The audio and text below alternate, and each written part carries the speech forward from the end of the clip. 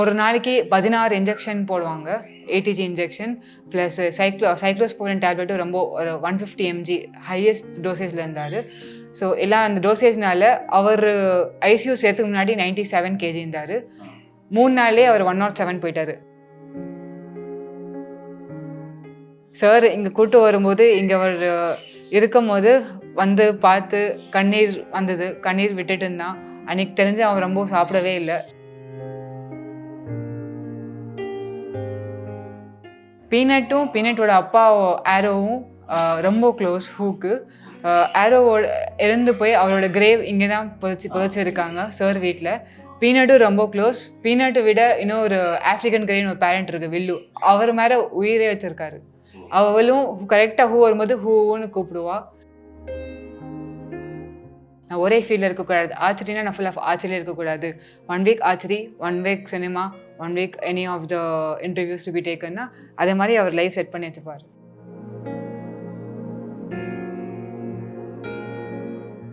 எனக்கு அவர் கோச்சாலேருந்து அப்பாவாக மாறினார். அப்பாவை ஃப்ரெண்டாக மாறினார். ஒரு மென்டாராக மாறினார். ஒரு ஐடியாவாக மாறினார்.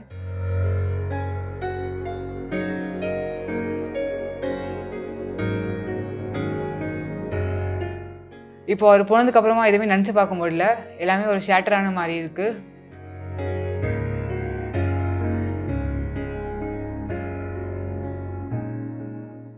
அவர் ஹாஸ்பிட்டல் இருக்கும்போதும் இன்கேஸ் எனக்கு ஏதாச்சும் ஆயிடுச்சுன்னா நீங்கள் எல்லாரும் சேர்ந்து என்னோடய பர்த்டே அன்னைக்கு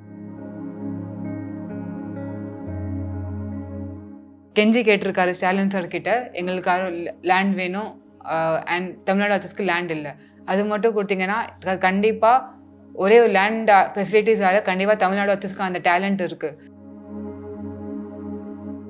அவர் கடைசி நேரத்து வரைக்கும் பவன் கல்யாண் கண்டிப்பாக வருவார், விஜய் கண்டிப்பாக என்னை பார்த்து பார்க்குவேன், அந்த ஒரு ஆசையாக அது ஒரு போயிடுச்சு.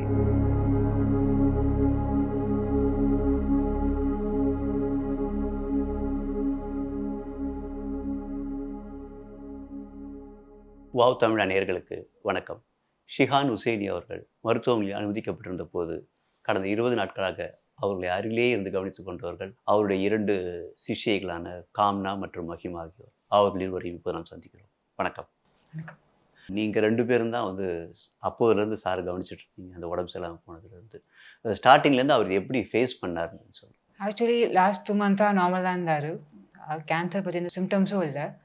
லாஸ்ட் 2 மந்த்தாக அவருக்கு கொஞ்சம் ஸ்கின் அலர்ஜி இருந்தது.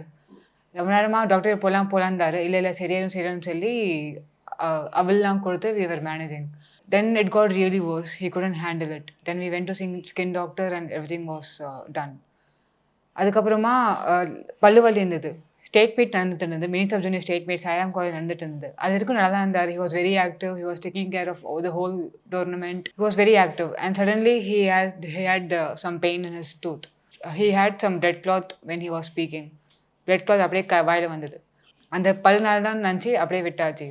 ரொம்ப பல்லு வலி எக்ஸ்ட்ரீம் ஆனதுக்கப்புறமா we took him to dentist. So dentist என்ன சொன்னாங்க, ஒரு ஸ்மால் ப்ரொசீஜர் இருக்குது, அதுக்கு நீங்கள் உங்களோட கார்டியாலஜிஸ்ட் கிட்ட ஒரு வாட்டி அப்ரூவல் வாங்கிட்டு நம்ம we can start the procedure. So ஒரு 1 வீக்குக்கு பிளத்துன்னு ஸ்டாப் பண்ணிட்டாரு. அவரோட ஹார்ட் டேப்லெட்ஸுமே ஸ்டாப் பண்ணிட்டு தென் மஹிமாவும் அவங்க வெங்கடேஸ்வரா ஹாஸ்பிட்டல் போனாங்க. அங்கே டாக்டர் சொன்னாங்க பிளட் டெஸ்ட் பண்ணணும், அதுக்கப்புறமா நம்ம ப்ரொசீஜர் பண்ணலாமா வேணாமான்னு டிசைட் பண்ணாங்க. பிளட் டெஸ்ட் பண்ணாங்க. Haemoglobin level, WBC, RBC, platelets எல்லாமே ரொம்ப டவுன் இருந்ததுனால டாக்டர் தில்லை அவரோட கார்டியாலஜிஸ்ட் அவங்க உடனே அட்மிட் ஆக சொன்னாங்க. ஸோ சண்டே அவங்கள பார்த்தாங்க. Monday he immediately got admitted. So வெங்கடேஸ்வராவில் கொஞ்ச நாள் இருந்தாங்க. அங்கே தான் டாக்டர் சொன்னாங்க அவருக்கு பிளட் கேன்சர் இருக்கலாம் சொன்னோடனே எங்களுக்கு ஒரு பேரண்ட் இருக்காங்க, அவங்க ஆன்காலஜிஸ்ட் டாக்டர் ரமணான்னு சொல்லி ஸ்டூடெண்ட் பேரண்ட். ஸோ அவங்க எங்களை அடையார் கேன்சர் இன்ஸ்டியூட் கூட்டு போனாங்க. அங்கே ஒரு கொஞ்ச நாள் இருந்தாங்க. அங்கே பிளேட்லெட்ஸ் பிளட்லாம் டிரான்ஸ்ஃபியூஸ் பண்ணிட்டு இருந்தாங்க. அங்கேருந்து தெரிஞ்சது அவருக்கு லிக்யூமியா இருக்குன்னு சொன்னாங்களே. அதுக்கப்புறமா பயோப்சி, போன் மேரோ பயோப்சி வந்ததுக்கப்புறமா தெரிஞ்சு he may have aplastic anaemia சொன்னாங்க. ஏபிளாஸ்டிக் அனிமியாவுக்கு அங்கே எதுவுமே இது இல்லை, அடையார் கேன்சர் இன்ஸ்டியூட்டில் ட்ரீட்மெண்ட் இல்லை. So we took him with நிறைய வாட்டி ஒரு 2 நாளாக சாரும் நாங்கள் 2 பேரும் உட்காந்து ரிசர்ச் பண்ணிட்டே இருந்தோம். இந்தியாவிலே எது பெஸ்ட்டு, இந்தியாவிலே பெஸ்ட், அதுக்கப்புறம் வேர்ல்டு எது பெஸ்ட்டு, எங்கே சிங்கப்பூர் போகலாமா இல்லை யூஎஸ் போகலாமா பெஸ்ட் ரிசர்ச் பண்ணிட்டே இருந்தோம். ஸோ இப்போதைக்கு சென்னையில் பெஸ்ட் வந்து டாக்டர் ஜோஸ்ன்னு நாங்கள் கண்டுபிடிச்சோம். Google doctor Jose and doctor Prabhu from Greens Road அப்போலோன்னு கண்டுபிடிச்சாங்க. ஒரு 60+ ஏஜஸ்க்கு டாக்டர் ஜோஸ் தான் பெஸ்ட்டுன்னு நாங்கள் தெரிய வந்த ரிசர்ச்சில். ஸோ டாக்டர் ஜோஸ் கிட்ட போனோம். இப்போ போயிட்டு அவரும் நிறைய பேசினார். ஒரு சாட்டிஸ்ஃபேக்ஷன் சரி பண்ணிடலான்னாரு.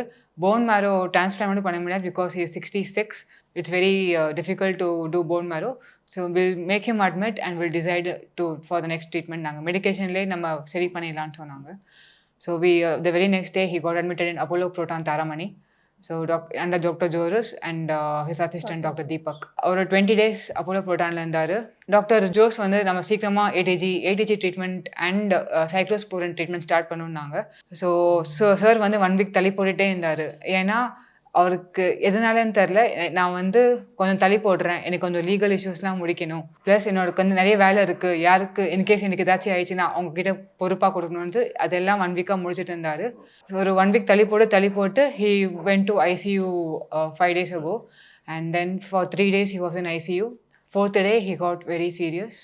He had breathing difficulty and yeah. மகிமா அவர் ஸ்டார்டிங்லேயே ஒரு பாசிட்டிவாக தான் எதிர்கொண்டார் இல்லையா? அது வந்து கேன்சர்னாலும் பரவாயில்ல அப்படின்னு சொல்லி இது பண்ணார்.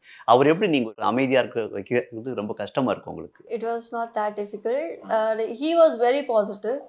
இந்த எப்போவுமே எதாவது சொன்னாங்கன்னா I will fight back, I will come back. அதுதான் ஒரு ஏன்னா அவர் வந்து ரெஸ்ட் எடுக்க வைக்க முடியாது. அது உங்களுக்கு கொஞ்சம் கஷ்டமாக இருந்திருக்கும் இல்லையா? அது கஷ்டம் தான். எப்போவுமே மொபைல் இல்லை. நானும் 2 பேருமே அங்கே தான் ஃபுல் டைம். காரணம் நான் ரெஸ்ட் எடுங்க, நைட்டில் தூங்கவே மாட்டேன். ஃபுல் நைட் ஃபேஸ்புக்கில் அப்லோட் கொடுத்தே இருக்கணும், காமெண்ட்ல ஏதாவது ரிப்ளை பண்ணணும். அது ரெஸ்ட் எடுங்க இல்லை, அது நிறைய ஒர்க் இருக்குது, அது ஒர்க் முடிக்கணும். அதுதான் மைண்ட் செட்டில் இருக்குது. நீங்கள் இங்கே வீட்லேயே தங்கி இருந்து ஆர்ச்சி ட்ரைனிங் பண்ணுவாங்க. அவர் எப்படி நார்மலாகவே எப்பவுமே பிஸியாக தான் இருப்பார்? ஆமாம், ஃபுல்லாக பிஸி. ஏதாவது ஒர்க் பண்ணிகிட்டே இருக்கணும். மேலே பார்த்தீங்கன்னா ஐடியா லேப்பில் பார்த்தீங்கன்னா ஃபுல்லாக ஐடியாஸ் இருக்குது. நோட்ஸ் பண்ணிகிட்டே இருப்பாங்க. என்ன பண்ணோம், எங்கே போகணும், என்ன ஒர்க் கம்ப்ளீட் பண்ணோம், எல்லாமே மேலே ஐடியா லேப்பில் இருக்குது. உங்கள் 2 பேர் மேலே தான் அவர் ரொம்ப கான்ஃபிடென்ட் அதிகமாக இருக்குது. எப்படி நீங்கள் ஃபஸ்ட் டைம் அவர் மீட் பண்ணீங்க? எப்படி அவரோட கான்ஃபிடென்ட் கெயின் பண்ணீங்க? 8 years ago ஷாஷன் காலேஜில் ஹுசைனி சார் வந்தாங்க. He wanted a group of people to participate in Olympics. He wanted to train a group of students to participate in Olympics. So Abhay sir, ஷாஷனோட owner Abhay sir, Shrimal சாரும் ஹுசைனி சாரும் ஒரு project plan பண்ணாங்க ஒலிம்பிக்ஸ்க்காக. Sir வந்து எங்கள் college வந்து motivational talk கொடுத்தாரு. அதில் மோஸ்ட்லி எல்லா ஸ்டூடெண்ட்ஸும் இம்ப்ரெஸ் ஆகிட்டு அட்லீஸ்ட் ஒரு 500 people அவர் கீழே ஜாயின் ஆனதுக்காக பேர் கொடுத்தாங்க. ஸோ 500 ப்ராஜெக்ட்னா ரொம்ப பெரிய ப்ராஜெக்டாக இருக்கும்னு சொல்லி 8க்கு கொண்டு வந்தாங்க. Among the 8, we both were also in that 8. In that, we both have left. ஸ்டார்டிங்கில் நான் ஹுசைனி சார் பத்ரி படத்தில் பார்த்துட்டு இருந்தேன். எனக்கு ஆர்ச்சரி கூட ஒரு கேம் இருக்குன்னு அவர் எங்கள் காலேஜ் வந்து தான் தெரியும். ஃபர்ஸ்ட் அவர் சொல்லும் போது ஒலிம்பிக்ஸ் ஆர்ச்சரியாக சொல்லும் போது ரொம்ப இம்ப்ரெஸ் ஆகி கண்டிப்பாக நம்ம நாட்டுக்காக ஒரு ஒலிம்பிக் மெடல் வாங்கணுன்ட்டு இருந்தது. ஸோ அந்த மாதிரி ஸ்டார்ட் ஆச்சு எங்கள் ஜேர்னி. நான் சாரை வந்து ஒரு கராட்டே யூடியூப்பில் நான் சாரை மீட் பண்ணோடனே அவர் பற்றி தெரிஞ்சுக்காக யூடியூப் நிறைய பார்த்தேன். அது ஒரு கராட்டே மாஸ்டர், ரொம்ப ஸ்ட்ரிக்டாக இருப்பார், இந்த மாதிரி ரொம்ப ஹார்டாக ட்ரைனிங் பண்ணுவாருன்னு நினச்சேன். Once I got to know him, his totally opposite. வெளிலேருந்து பார்க்க நிறைய பேர் சொல்லலாம் இவர் வந்து அந்த மாதிரி ஸ்ட்ரிக்ட் அந்த மாதிரி. Is totally not. He is very down to earth. எனக்கு அவர் கோச்சாலேருந்து அப்பாவாக மாறினார், அப்பாவாக ஃப்ரெண்டாக மாறினார், ஒரு மென்டாராக மாறினார், ஒரு ஐடியாவாக மாறினார். ஹூவை பார்த்தாலே தெரியும், சரி இவர் இருக்காரு, எனக்கு எதுவுமே பிரச்சனை இருக்காது. ஒரு லைஃப்பில் ஒரு சாட்டிஸ்ஃபேக்ஷன் இருந்து. இப்போ அவர் போனதுக்கப்புறமா எதுவுமே நினச்சி பார்க்க முடியல, எல்லாமே ஒரு ஷேட்டரான மாதிரி இருக்குது. It's getting difficult day by day. அவர் வந்து சிங்கிளாக இருந்தார், ஆனால் எப்பவுமே தனியாக இருந்ததில்லை. அவரோட ஸ்டூடெண்ட்ஸ் அவரை சுற்றி எப்பவுமே ஒரு 20-30 பேராவது இங்கே இருப்பாங்க இல்லையா? அவர் குக்கிங்லாம் அவரே தான் பண்ணுவார். ஏன்னா எப்பவுமே கிச்சனை பற்றிலாம் ஃபேஸ்புக்கில் எழுதுவார். அது நமக்கு சமைச்செல்லாம் போட எல்லாருக்கும் என்ன பண்ணுவார் அந்த மாதிரி. கோவிட் டைமில் அதிலிருந்து ஸ்டார்ட் ஆயிடுச்சு குக்கிங் பண்ண. ஓகே, ஹூவோட சிஸ்டர் ஹரிஃபா மேம் கிட்ட ரெசிபி என்ன recipe, chicken means chicken, non veg அதை வெஜ்ல என்ன பண்ண, வெஜ்லன்னா நான் சொல்லுவேன், நான்வெஜ் பண்ணோன்னா ஹூ நிறைய டேஸ்டியாக பண்ணுவாங்க. ஓ, அவரே பண்ணுவார். அப்புறம் டிவி ஷோஸ்லாம் பண்ணார்ல, டிவி ஷோஸ்ல நிறைய பண்ணாங்க. கோவிட் டைம்லேருந்து ஸ்டார்ட் ஆயிடுச்சு குக்கிங் இன்ட்ரெஸ்ட்ல. அவர் நிறைய வேலை பண்ணிட்டு இருந்தார். ஒரு பக்கம் சினிமானாக்கா, இன்னொரு பக்கம் வந்து ஆர்டிஸ்டாக இருந்தார், ஒரு பக்கம் ஆர்ச்சரி ட்ரைனிங்காக இருந்தார், இன்னொரு பக்கம் வந்துட்டு ஸ்கல்ப்சராக இருந்தார். ஒவ்வொரு வேலைக்கு என்ன டைம் வச்சுக்குவார்? அந்த டைம் எதுவுமே இல்லை. எப்போவுமே வருவாங்க, வந்தோன்னே அங்கே ஆர்ச்சரி ரேஞ்ச் இருக்குது. ஸோ ஃபர்ஸ்ட் வந்தோன்னே ஆர்ச்சரி ரேஞ்சை ஷூட் பண்ணோம். அதுக்கப்புறமா உள்ளே வந்தோன்னே இங்கே கிட்டார் இருக்கும், ட்ரம் செட் இருக்கும். இங்கே ஃபுல்லாகவே ட்ரம் செட், கிட்டார், மியூசிக், ஏதாவது இன்ஸ்ட்ருமெண்ட் அது ஃபர்ஸ்ட் பண்ணுவாங்க. அதுக்கப்புறமா இங்கே ஆர்ட் கேலரி இருக்குது, வெளியில் ஆர்ட் ஏதாவது ட்ராயிங் பண்ணணும். ஸோ அங்கே போய்ட்டு மேலே போயிட்டு லைப்ரரியில் ஏதாவது புக்ஸ் ரீட் பண்ணோம், ஸ்கல்ப்சர் இருக்குது அது அந்த பண்ணோம், எல்லாமே செட்டிங்கில் இருக்குது. ஸோ வந்து நான் அதை எல்லாமே பண்ணிட்டு தான் எல்லா இடத்துலையும் ஒரு 15 to 20 minutes 15-20 மினிட்ஸ் பண்ணிட்டு பண்ணுவேன். அவர் காமாவே இருக்க மாட்டார் இல்லையா? அது ஒரு ஐடியலாக நீங்கள் பார்த்தது. He wanted to be active, creative, and he didn't want his life to get bored. நான் ட்ராவல் பண்ணணும், நான் ஒரே இடத்துல never be in comfort zone, நான் ட்ராவல் பண்ணிகிட்டே இருக்கணும், நான் ஒரே ஃபீல்டில் இருக்கக்கூடாது. ஆர்ச்சரினா நான் ஃபுல் ஆஃப் ஆர்ச்சரியில் இருக்கக்கூடாது. 1 week archery, 1 week cinema, 1 week any of the interviews to be டேக்கன்னா அதே மாதிரி அவர் லைஃப் செட் பண்ணி வச்சுப்பார். இப்போ ஸ்கல்ப்சர் பார்த்தீங்கன்னாக்கா நிறைய வேற டிஃப்ரெண்டாக இருந்துச்சு. பட் வெளியே பார்த்தோம் இந்த பெயிண்டிங்ஸ் பார்த்தா நிறைய ஹார்சஸ் தான் இருக்குது. ஏன்னா பர்டிகுலராக ஹார்சஸ். ஏன்னா எப்போவுமே அவருக்கு பர்த்டேல ஒரு ஆசை, அவரோட பர்த்டேல ஒரு எக்ஸிபிஷன் வைக்கணும்னு ஒரு ஆசை. ஸோ ஒரு இயர் ஹார்ஸ்னா அடுத்த இயர் வேறு அனிமல், இல்லை வேறு பேர்ட், இல்லை வேறு ஃப்ளவர்ஸ், அந்த மாதிரி அவருக்கு ஒரு பர்த்டேக்கு ஒரு எக்ஸிபிஷன் வைக்கணும்னு ரொம்ப ஆசை. அவர் ஹாஸ்பிட்டல் இருக்கும்போதும் இன்கேஸ் எனக்கு ஏதாச்சும் ஆயிடுச்சுன்னா நீங்கள் எல்லாரும் சேர்ந்து என்னோட பர்த்டே அன்னைக்கு இங்கே எக்ஸிபிஷன் வைக்கணும்னு. இப்போ அவர் கடைசி நேரத்தில் அந்த உயில் பண்ணிருக்காரு. அது யாருக்கு? ஆர்ச்சரி டீம் பண்ணிருக்காரா? எப்படி என்ன பண்ணியிருக்காரு அந்த உயில் விஷயத்துல? அவர் கடைசி வரைக்கும் கேட்ட ஒரே 3 வில் இருந்தது. ஃபர்ஸ்ட் வில், தமிழ்நாடு வாட்சர்ஸ்க்கு கிரவுண்டே இல்லை. கெஞ்சி கேட்டிருக்காரு ஸ்டாலின் சார் கிட்ட, எங்களுக்கு லேண்ட் வேணும் அண்ட் தமிழ்நாடு வாட்சர்ஸ்க்கு லேண்ட் இல்லை, அது மட்டும் கொடுத்தீங்கன்னா கண்டிப்பாக ஒரே ஒரு லேண்ட் ஃபெசிலிட்டிஸால் கண்டிப்பாக தமிழ்நாடு வாட்சர்ஸ்க்கு அந்த டேலண்ட் இருக்குது, அந்த டேலண்டால் நாங்கள் இந்தியாவுக்கு ஒரு ஃபர்ஸ்ட் ஒலிம்பிக் கோல்டு மெடல் கொண்டு வருவோம்.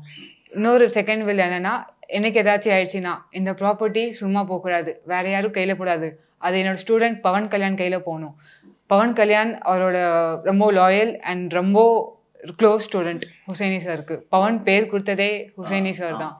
So he wanted Pawan Kalyan to take over this house and make it as his museum in memory of Hussaini sir. Third will வந்து தமிழ்நாடு வாட்சி யார் சமாளிக்கணும், கராட்டே யார் சமாளிக்கணும்னு அவங்க பொறுப்பில் பேர் எழுதி ஒப்படைச்சிட்டாரு. இப்போ இந்த வீடு பவன் கல்யாண் எடுத்துக்கணும்னு சொல்லிக்கல, இந்த மெசேஜ் வந்து பவன் கல்யாண் போச்சு. So when we took Hussaini sir to Madurai for his final rites, Pawan Kalyan sir ஆஃபீஸ்லேருந்து வந்தாங்கன்னு நான் கேள்விப்பட்டேன். இங்கே இருக்க சர்வெண்ட் கால் பண்ணாங்க, அங்கே இங்கேருந்து ஃபோட்டோஸ்லாம் எடுத்து போயிருக்காங்க. So I'm also trying my level best to get an appointment with Pawan Kalyan and make sure this property is in the safe hands and in the things inge idume pokudadu. So we are trying our best and I request Pawan Kalyan sir to give us an appointment to meet him so that we can keep this property safe. அவரோட பத்திரமா வச்சிட்டு ஒரு அருங்காட்சி, ஒரு museum மாதிரி அவரோட மெமரியா இங்க இருந்து ஒரு பொருள் கூட அவரோட மெமரியா எல்லாமே எங்க இருக்கிற மாதிரி. அதே மாதிரி அவரோட இன்னொரு இது நினைச்சாக்கா மெடிக்கல் காலேஜுக்கு தன்னுடைய உடம்பை கொடுக்கணும்னு, அது ஏன் கொடுக்க முடியாமல்? ஒரு நாளைக்கு 16 இன்ஜெக்ஷன் போடுவாங்க, ATG இன்ஜெக்ஷன் ப்ளஸ் சைக்ளோஸ்போரின் டேப்லெட்டும் ரொம்ப ஒரு 150 mg ஹையஸ்ட் டோசேஜில் இருந்தார். ஸோ எல்லாம் அந்த டோசேஜ்னால அவர் ஐசியூ சேர்த்துக்கு முன்னாடி 97 kg இருந்தார். 3 நாள்லேயே அவர் 107 போயிட்டார்.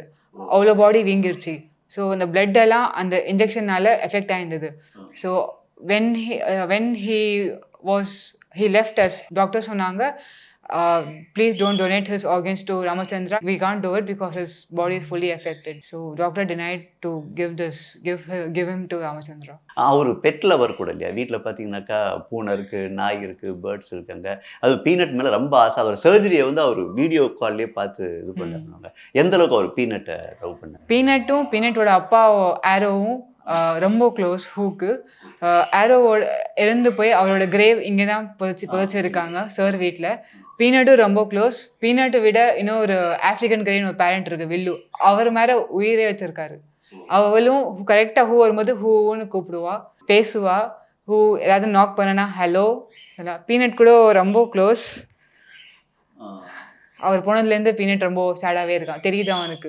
அவர் எடுத்துகிட்டு வந்தப்போ அது எடுத்துட்டு வந்தப்போ நிறைய வாட்டி கண்ணீர் விட்டுந்தான். தெரிஞ்சது அவனுக்கு ஏதோ ஆயிருக்கு, ஏதோ நடக்குதுன்னு. சார் இங்கே கூட்டு வரும்போது இங்கே அவர் இருக்கும் போது வந்து பார்த்து கண்ணீர் வந்தது, கண்ணீர் விட்டுட்டு இருந்தான். அன்னைக்கு தெரிஞ்சு அவன் ரொம்ப சாப்பிடவே இல்லை, தண்ணி மட்டும் குடிச்சிருப்பான் தவிர சாப்பிடவே இல்லை எனக்கு தெரிஞ்சு. Now he is trying his level best. He knows that after him we both will take care of him. இப்போ எப்படி நீங்கள் உங்கள் வீட்டுக்கு கொண்டு போயிடுவீங்களா இல்லை எங்கேயே வச்சது? இப்போது இன்கேஸ் இப்போது அவங்க அக்கா தான் எல்லாமே பண்ண போகிறாங்க. ஸோ இந்த வீடு நம்மக்கிட்ட இருக்க வரைக்கும் he wants any of she wants, his sister wants any of this thing to go out for 40 days. So all his things, what all he loved the most should be remained in this house. இப்போ நீங்கள் இங்கேயே தங்கி practice பண்ணியிருக்கீங்க, எல்லாம் பண்ணீங்க. இப்போ நீங்கள் next என்ன பண்ண போகிறீங்க? தனியாக வெளியே போடுவீங்களா இல்லை இங்கேயே இருந்து அதே கண்டினியூ பண்ண போகிறீங்களா? As of now, like I'm here for now.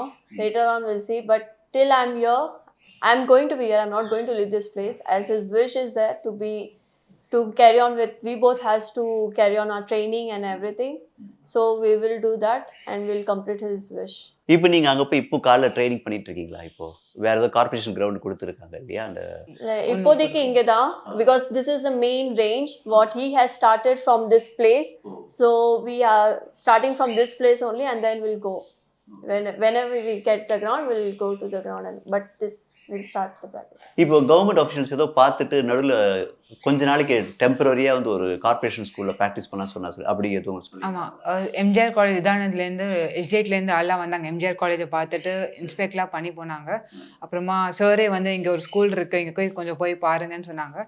எஸ்டிஏடிலேருந்து ஆஃபீஸர்ஸ்லாம் வந்து பார்த்தாங்க. They're very satisfied also to give. So இப்போ போர்டு எக்ஸாம் நடந்ததுனால கொஞ்சம் எக்ஸ்டெண்ட் ஆகிட்டு இருக்கு. We hope we get the reply very soon. எங்களுக்கு கொடுத்த இன்டர்வியூவில் கூட வந்து விஜய்க்கு ஒரு இது உண்டு, he must come and see me. அதே மாதிரி அவர் ஆர்ச்சரி மேலே ஒரு இன்ட்ரெஸ்ட் காட்டணும் அப்படின்னு.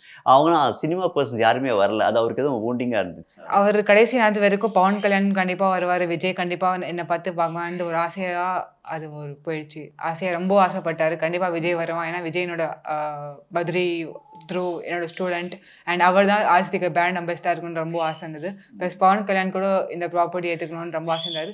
கடைசி வரைக்கும் வரலன்னு கண்டிப்பாக ஒரு வருத்தமாக தான் இருந்திருக்கும். ஏன்னா கவர்மெண்ட் கூட வந்து அட்லீஸ்ட் ஒரு அந்த கிரவுண்டாவது போய் பார்த்தாங்க. ஒரு 5 lakhs கொடுத்தாங்க.